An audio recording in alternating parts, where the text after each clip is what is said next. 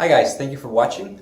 Today I'm making this video because I wanted to speak to you a little bit about RESPs.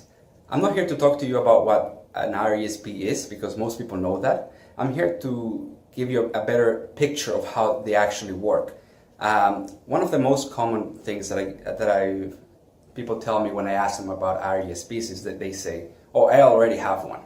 And what I wanted to talk to about today is that an RESP is not something that you buy once and forget about it.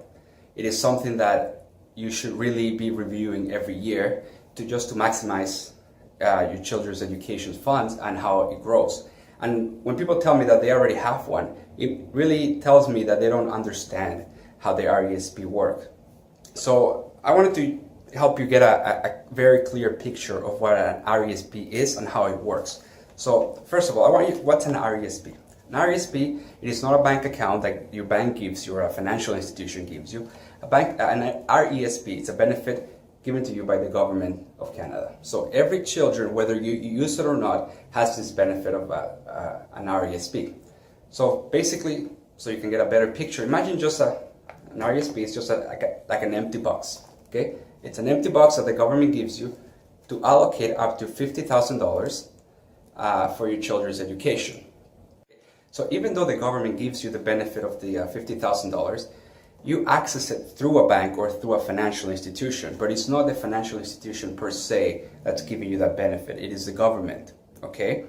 So why would you put money here instead of just opening a regular savings account? Well, the government basically allows people to have two benefits that would encourage them to use the RESP instead of just a regular savings account. I'm going to talk to you about those two benefits. So the first one is that you get a 20% match on the contributions. Now, most people, this is the main benefit that most people know, and it's a great incentive to help you save towards your children's education. But I want you to get a clear picture. So imagine I have this box for RESP, and I come in and I deposit, I grab $100 and I deposit them on this box, right? And hey, great, I get $20 from the government of Canada and I put it towards this box. So what happens if I leave the money there for 18 years and I open this box 18 years later?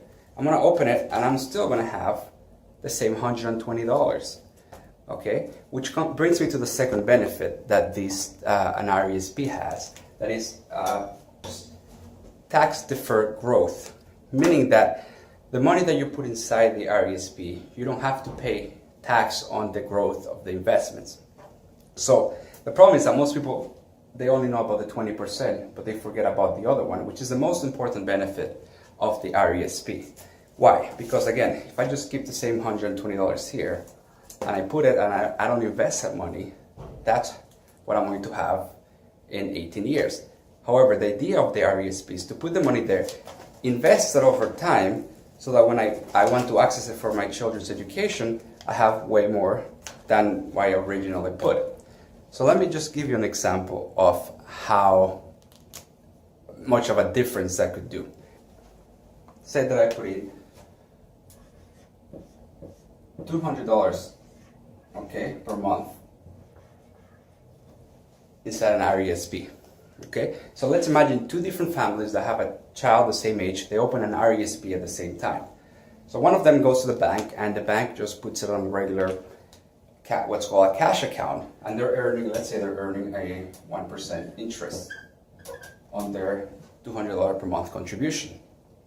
Well, that family, after the 18 years, is going to have approximately $55,000, including the government grants towards their children's education. But let's say the second family, they actually decide to invest their money in some mutual funds inside their RESP account, and they're earning approximately 6% return. Now, in both cases, they contribute the exact same amount of money every month. But the second family, after 18 years, due to the tax-free growth, they're going to have approximately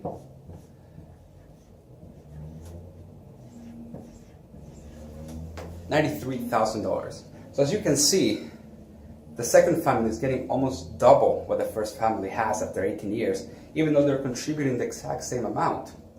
And this is why it's very, very important that you understand how the RESP really works, because if you're not investing your money properly within your RESP, who's it going to affect at the end?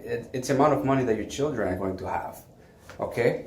So, as I mentioned before, you have your box, okay? And you access this box, imagine it you get it through under your social insurance number. You can come to this box and you can put any type of account here. You can go and open a Scotia account, you can get an RBC, you can put TD, you can put virtually anything that you want inside your box, okay? But who says you gotta stay with the banks? You can go with dynamic funds, for example, Manulife or Fidelity Investments. Now you can have as many accounts, as many providers as you want, as long as you stay within the $50,000 limit total in your box. So what is happening with most people? Just because they don't know what they can actually have any type of investment inside their RESP, what most people do, they go to their bank. And if you go to the bank and unless you're asking them, I want to invest my RESP into a balanced fund, into an equity fund, most cases what they'll do is they'll just put you in into a regular savings account, which is, as I told you, you can have as many types of accounts. So let's say you go to TD, and all they do is they put the money in a regular savings account where you're earning maybe even less than 1%, and they just put it inside their RESP.